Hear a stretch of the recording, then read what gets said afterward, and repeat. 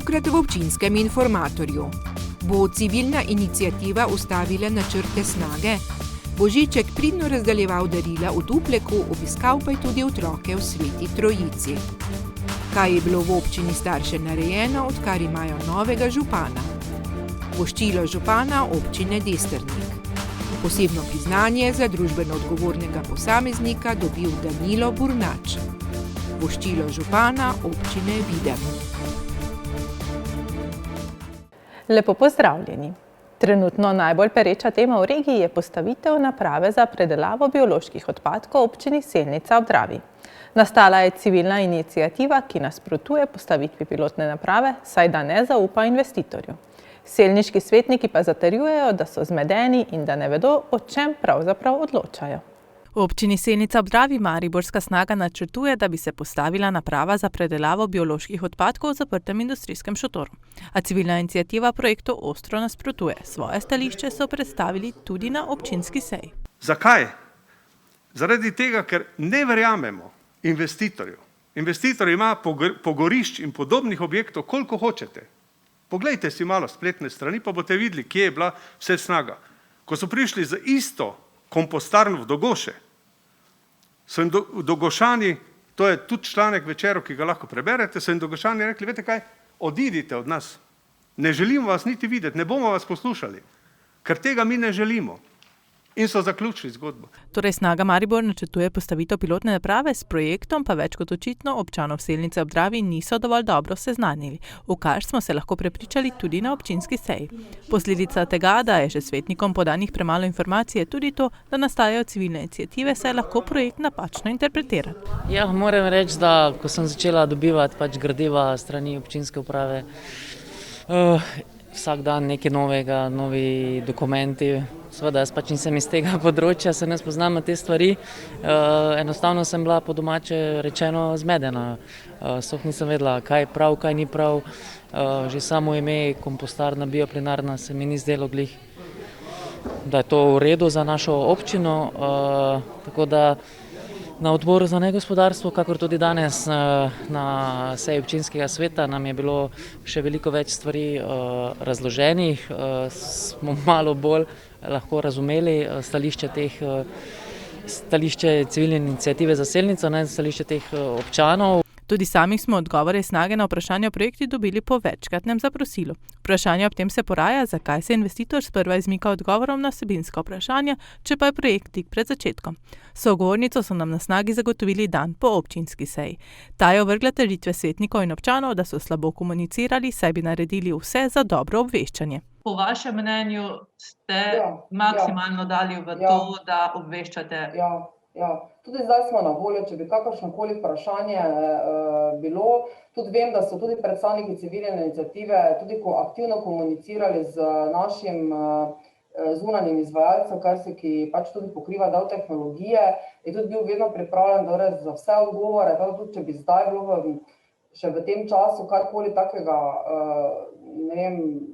nejasnega, da je treba kaj pojasniti, se vedno lahko obrnejo na nas. Da se svetnikov po vsem tem porajajo dvomi, se zaveda tudi županja Vlasta Kermel, saj kot pojasni so gradiva obširna, prav tako je civilna iniciativa res govorila o podrobnostih. In s tem, ko bodo še sestankovali, upa, da bodo vsi seznanjeni z vsemi potrebnimi informacijami. Mislim, da je bilo informacij kar nekaj, torej civilna iniciativa jih je slišala tudi z prve roke, potem je Snaga tudi v naših novicah pripravila natančno obrazložitev samega projekta. Tako da so svetniki zdaj zaradi tega, ker je civilna iniciativa zelo podrobno in natančno podala informacije, zelo obsežne. Verjamem, da svetniki, ki se s tem vsakodnevno ne ukvarjajo, da so nekako več jim ni jasno, kaj pomeni najprej, kaj je kasneje, zato ker gre za izredno strokovno zahtevno materijo. In zato jim verjamem, da morda ne vedo. Upam, da jih bomo zdaj, ko bomo natančno pripravili vse odgovore in jim dali dovolj informacij, da bodo lahko pravilno se odločili. Ob tem je občina Selnica ob Dravi dobro opravila svojo vlogo kot mediator, saj je na seji predstavila pomisleke civilne iniciative. Nameni imajo, da se sestanejo z vsemi vpletenimi, da razjasnijo vse morebitne dvome in vprašanja. Seveda. Torej, mi smo z njimi že sedeli in se pogovarjali, torej in bomo seveda zdaj tudi. Menimo, da je takšno sodelovanje najprimerneje, da najdemo neko skupno rešitev. Zavedati pa se moramo, da tako občinska uprava kot občinski svet moramo slediti zakonu in zakonodaji in o tem, da bi neke subjektivne odločitve, ki ne temeljijo na argumentih in pa strokovnih gradivih sprejemali, da je to težko.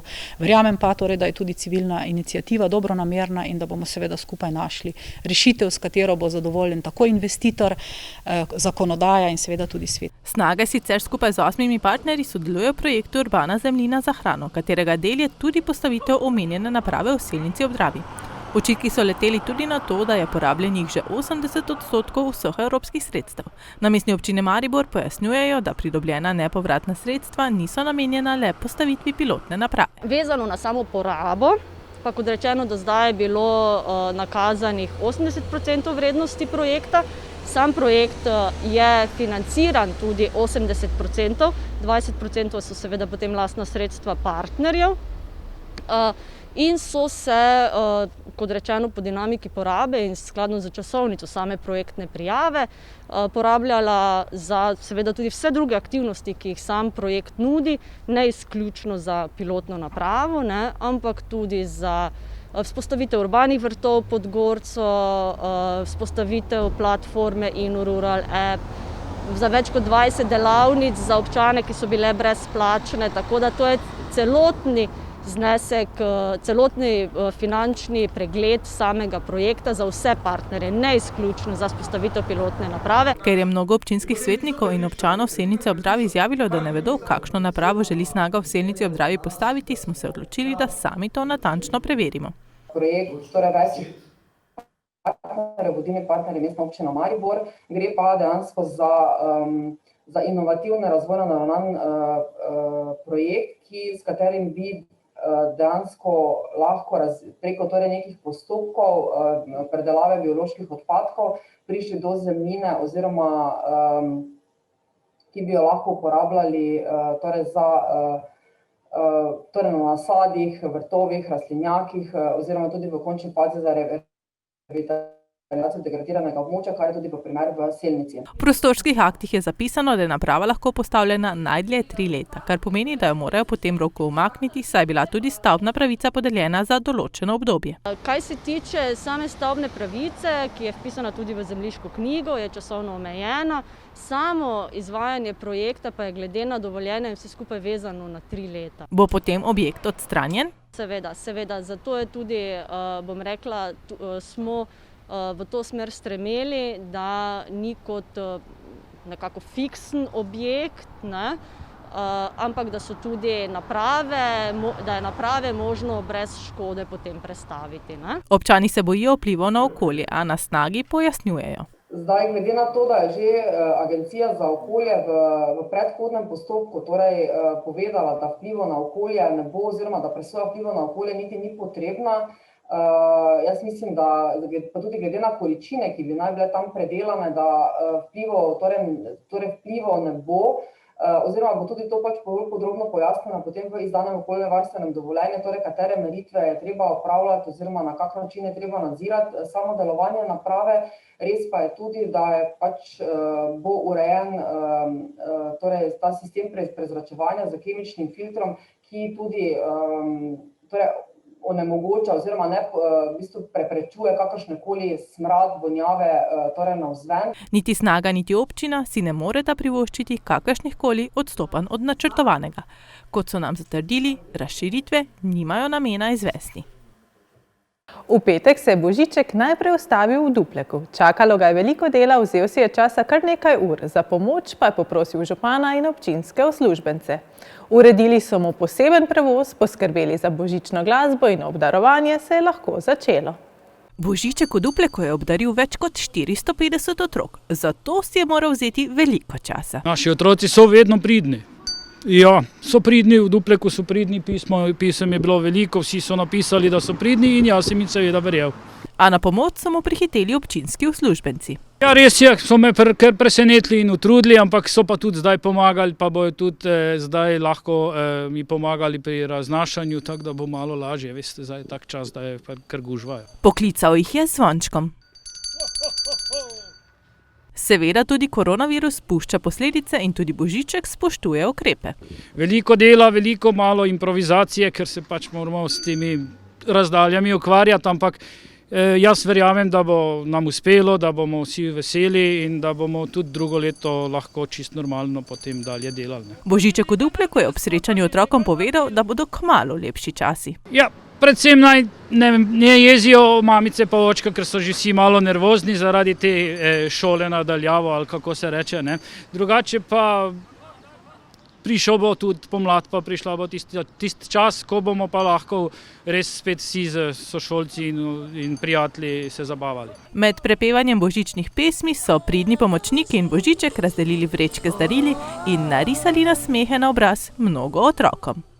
Dobrega moža pa so se ta vikend razveselili tudi v Sveti Trojici, po kateri se je popeljal s svojim velikim spremstvom in razveselil prav vse. Trojičani so kar hitro izvedeli, da bo Božiček obiskal njihova naselja. Po poti so ga pričakali. Kar nekaj radovednih pa je prišlo tudi na glavni Trojiški trg, kamor je v soboto prišel Božiček z vsem svojim spremstvom. Z Božičkom pa je bil tudi župan.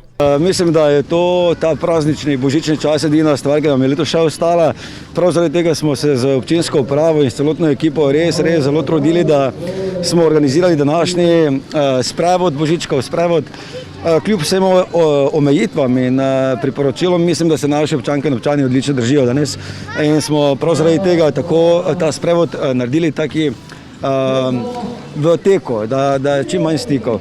V glavnem našim občankam, občanom in pa vsem, ki nas spremljajo, danes želim srečno, predvsem pa boljšo leto 2021. Otroci so bili navdušeni nad Božičkom in prihajajočimi prazniki, v katerih vidijo marsikaj lepega. Mi smo že mislili, da Božiček ne bo prišel zaradi korone. Ful smo presenečeni, da je prišel. Zelo. Kaj pa ti je najbolj všeč v tem prazničnem času?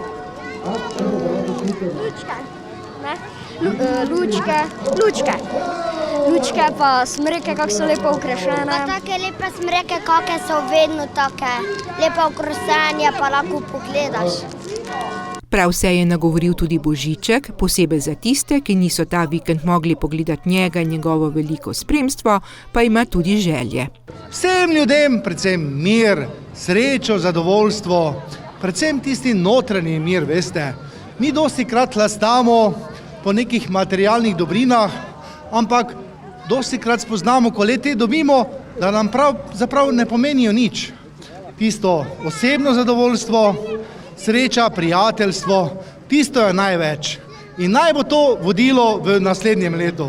Torej, res želimo od srca vsem skupaj tisto notranje zadovoljstvo, sreča in mir. Tisto je največ, kar pravzaprav ljudje imamo. Zato pa smo ljudje, kaj ne? Mi nismo živali, mi smo ljudje, čuteča bitja in to se moramo zavedati. In po vseh teh lepih željah se je Božiček s svojim spremstvom zapeljal naprej, še do drugih naselij, kjer so širili svoje lepo poslanstvo. V občini Starše imajo po zaključenih nadomestnih volitvah novega župana Stanislava Grajfonerja. Ta je svoje delo nastopil pred dobrimi 6 tedni. Nekateri občani se sprašujejo, kaj je v tem času Grajfoner naredil, češ da ni vidno. Zato smo župana povabili pred kamero, da nam razloži, kaj je v tem času naredil. Nekaj mimoidočih v Staršah pa je povedalo, ali so z njim zadovoljni ali ne, ter kakšne prioritete bi v občini Starše morale biti. Novi župan Starš se pravzaprav čudi, kakšne rezultate dela želijo nekateri videti po 6 tednih županovanja. Zanimivo, da sedaj že po 6 tednih županovanja ljudje pričakujejo, da bodo neke vidne neke spremembe. Prej pa je vse bilo relativno tiho vsa ta leta, ko je občina dejansko stagnirala. Nikakor ni res, da mi ne bi pričeli delati. Seveda me ljudje ne morejo videti, saj mi to preprečujejo ukrepi. V prejšnjem tednu sem celo bil v samoizolaciji, ker sem bil skupaj z bolano in okuženo osebo, tako da sem moral cel teden žal preživeti doma in delati od doma. Sicer pa pravi, da že dopolnjujejo gradbena dovoljenja za podružnično šolo v Marjeti in tudi drugi projekti po njegovih besedah ne stojijo. Vsi projekti, ki sem nekako jih omenjal v kampanji, že tečejo. Tako se, kar se tiče podružnične šole Marjeta, dopolnjuje gradbeno dovoljenje, skladno z varianto, ki so jo izbrali občani. Ravno tako že vodimo intenzivne pogovore z potencialnimi investitorji in kupci zemljišča v industrijski coni. Jasno pa je, da po 6 tednih te zadeve ne morejo biti vidne. Ravno tako imamo že sklenjeno pogodbo za osvežitev spletne strani. V mesecu februarju, marcu bo zaživela nova spletna stran občinska, ki bo dopuščala interaktivno delovanje občanov, pomeni, da bodo lahko neposredno svoja zapažanja, opaske, pripombe pošiljali na spletno stran, kjer bomo mi to seveda ažurno preverjali in tudi ukrepali. Meni je zelo žal, če so pričakovali po 6 tednih korenite spremembe, žal to je nemogoče. Nekaj občanov je svoje mnenje povedalo tudi pred kamero, ko smo jih vprašali, kaj bi morali prioritetno narediti. Jaz mislim, da župan se bo že znal odločiti, se pozna dobro starše, pa pametni je, pa mislim, da bo že zdaj govora je dosti o tem mostu, o domu starejših, to je to, ne. Ja, seveda bi treba narediti marsikaj, se vidite, kakšni so časi, ljudje to potrebujejo, ne. Prej, da se sprostijo, pol se pravi, pol lahko so ljudje zadovoljni, ne, pol lahko delajo, pol se lahko razvija kraj, pol se lahko razvija šport, kultura, vse, kar zraven spada. Saj vidite, ceste so slabe, ono je slabo, nič ni tam na take nevoji, da lahko ljudje zadovoljni, ljudi hočejo več. Kaj bi mogli narediti v Staršah, dom upokojencev? To je prvo, kar bi rekla, da bi lahko bili doma, ko bo potrebno. Je pravzaprav začetek dela župana? Ne vem, kaj bi rekla. Zdaj, začetek je tako težki, ne? Pa to, kaj imajo, te projekte, ko imajo že načete, da to dokončajo, da to dodelajo, pa šolo v Marjeti bi mogli narediti, ne? Tako da je ogromno, ceste so slabe, tako da je dela še in še, ne, če bi. Samo je pa tudi, koliko bo denarja, toliko bo lahko naredil. Vse čudežov ne bo mogel tudi to ne delati, ne, novi župan. Zdaj, določene zadeve rabijo, pač vsako delo rabi svoj čas, verjetno, in tudi župan bo vedel, ne vem. O tem nisem razmišljal, se me malo presenetila. Nam je pa župan povedal, da se pripravljajo skupaj z drugimi tudi na sejo občinskega sveta in pripravljajo občinski proračun. Proračun je že v bistvu v obravnavi, zaradi tega, ker je gradivo za sejo, ki bo 23. decembra, je že pri občinskih svetnikih. Včeraj je že prvi odbor tudi imel sejo, torej odbor za komunalo, kjer smo bili prisotni vsi, tako kot sem nekako že obljubil, smo na teh odborih prisotni vsi akterji iz občinske uprave, vključno z mano, tako da skupaj z občinskimi svetniki in tudi ostalimi člani teh odborov preverimo vse točke, ki se jih tičejo, in tudi vse zadeve razjasnimo. Proračun za naslednje leto je v okviru, bi rekel, realnih pričakovanj postavljen. Noter smo seveda morali vključiti tudi komunalno ureditev industrijske cone, vključno z zunanjo ureditvijo in vodovodov, kar znaša cirka 2,4 milijone. Tako da žal ni bilo možnosti, da bi v okviru obstoječih sredstev vključili noter v proračun tudi že naprimer podružnično šolo, kar pa ne pomeni, da seveda podružnične šole v naslednjem letu ne bi pričeli izvajati oziroma projekta. Vkoliko bomo pač imeli pogoje, da bi lahko šolo začeli graditi in da imamo pogoje, da lahko konkuriramo za sredstva pri pristojnem ministrstvu, bomo seveda iskali možnosti financiranja, vključno verjetno tudi z potrebnim dolžniškim financiranjem oziroma bančnim kreditom. In če je že res torej zavihal rokave in začel delati, se bodo slej ko prej videli tudi rezultati. V teh dneh je lepe praznike zaželel svojim občanom tudi župan občine Destrnik Franc Pukšič. Drage občanke, dragi občani, živimo v zelo čudnem, v zelo težkem času. Pa vendar, ne pustite, da praznični december zbeži mimo vas. Dajte mu nekaj nasmeha, bodite zdravi in srečni. In to srečo delite tudi z drugimi. Naj vam Božič, dan samostojnosti in enotnosti ter novo leto 2021 prinese mirne dni in bodite hvaležni za to, kar ste doživeli, za to, kar še boste doživeli in za to, kar imate. Drage občanke in občani, ostanite srečni in zdravi. Pa srečno. Posebno priznanje Horus 2020 kot družbeno odgovoren posameznik je letos prejel Danilo Bornač. V utemeljitvi so zapisali, da je njegova težnja k družbeno odgovornemu ravnanju prisotna vso njegovo celotno poslovno kariero in da se zdi, da se z leti še stopnjuje. Bornač pa ne deluje družbeno odgovorno samo na poslovni poti, ampak tudi sicer deluje družbeno odgovorno in dobrodelno. Prav to pa poziva tudi druge. V kategoriji posebno priznanje splošno je komisija pri podeljevanju nagrade Horus 2020 za družbeno odgovornost namenila Danilu Bornaču kar več kot 92% vseh možnih točk. Vsekakor se moram zahvaliti, torej najprej dr. Muleju, da me je predlagal, na drugi strani seveda vsem članom torej komisije, ki so o tem odločali, torej gre za to, da je seveda vrsta zunanjih presevalcev skozi 3 kroge potem nekako pač prepoznala mojo dolgoletno delo na področju humanitarnosti, družbene odgovornosti, trajnostnem razvoju in seveda filantropije. Tako da je v bistvu to neka nagrada za moje osebno delo, osebni prispevek, na drugi strani pa seveda lahko rečem, da seveda je torej vrsto ljudi, posameznikov danes v tem času te epidemije potrebnih pomoči in seveda bi pozval torej tudi tiste, ki niso morda tako aktivno vključeni, da vsak prispevamo po svojih močeh, da pomagamo tem, ki so zdaj ta trenutek najbolj pomoči potrebni. Poslovno je deloval družbeno odgovorno v podjetju, ker je bil dolga leta direktor. Kot posameznik, ki deluje tudi v Lions klubu, pa izpostavlja vrednoti, ki jo postavlja na prvo mesto. Družbeno odgovornost pa humanitarnost nekako moraš imeti v srcu, torej to mora biti del tebe, del tvoje osebne biti. Torej, če to imaš, potem seveda tudi razumeš probleme, empatija je tu zelo pomembna v tem razumevanju, torej težav vseh ostalih, zato ker marsikdo je takšen, da seveda ali ne zna povedati, kakšno težavo ima, ali si pa v današnjem času tudi ne upa povedati. Tako da seveda na posamezniku, na vodji, na tisti, ki smo nekako odgovorni, je potem to seveda, da prepoznamo takšne probleme in da poskušamo tem ljudem, seveda posameznikom, tako ali drugače pomagati.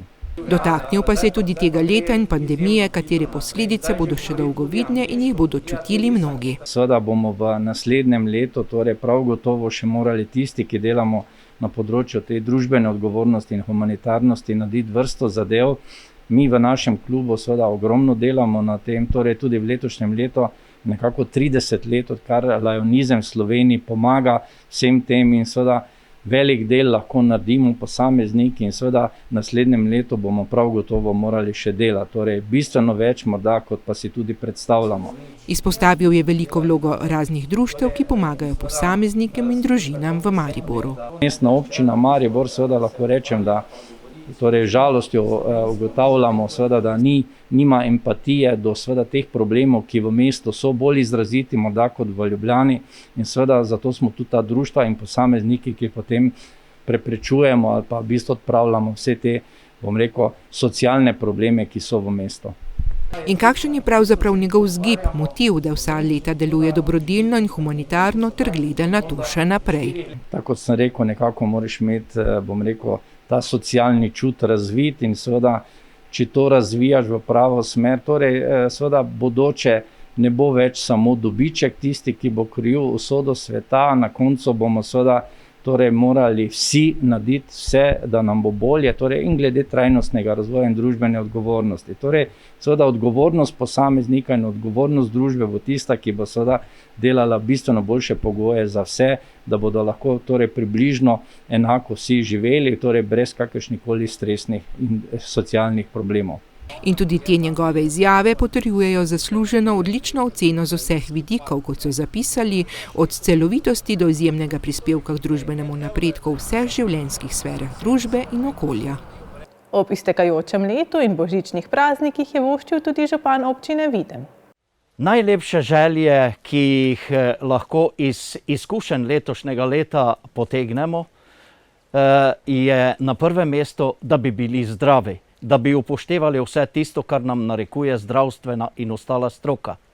Bodite zdravi, Bodite srečni in bodite zadovoljni s tem, kar se na nivoju občine trudimo, da bi živeli bolje. Iskreno želim, da bi leto 2021 bilo boljše, kot je bilo leto 2020. Še enkrat, bodite zdravi in ne pozabite, imejte se radi. Toliko za enkrat. Spremljajte nas tudi na spletnih portalih lokalec.si in mbreport.si. Želim vam lep dan še naprej in nasvidenje.